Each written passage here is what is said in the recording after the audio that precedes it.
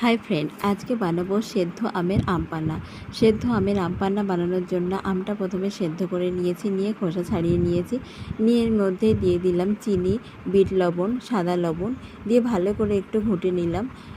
নিয়ে এর মধ্যে দিয়ে দিলাম ঠান্ডা জল। ঠান্ডা জল দিয়ে আরেকটু কিছু সময় ঘুটে এক সাইডে রেখে দিলাম। দিয়ে একটা প্লেটের মধ্যে লবণ, লঙ্কার গুঁড়ো আর চিনি দিয়ে একটু নাড়াচাড়া করে নিলাম। নিয়ে একটা কাচের গ্লাস নিয়ে কাচের গ্লাসের মধ্যে ওপরে একটু লেবু লাগিয়ে নিলাম। নিয়ে এবার এই চিনি, লবণ আর লঙ্কার গুঁড়োটা এর মধ্যে লাগিয়ে নিলাম। নিয়ে এবার এই কাচের গ্লাসের মধ্যেই দিয়ে দিলাম দুটো আইসগুলো দিয়ে তার মধ্যে দিয়ে দিলাম আম পান্না, যে আম পান্নাটা বানিয়ে রেখেছিলাম সেটা ঢেলে দিলাম। দিয়ে এবার দুটো লেবুর পিস দিয়ে রেখে দিলাম। তো এই সেদ্ধ আমের আম পান্নাটা তোমাদের কেমন লাগলো লাইক, কমেন্ট, শেয়ার করে জানিও। আর ভালো লাগলে একটা সাবস্ক্রাইব করে দিও। টাটা।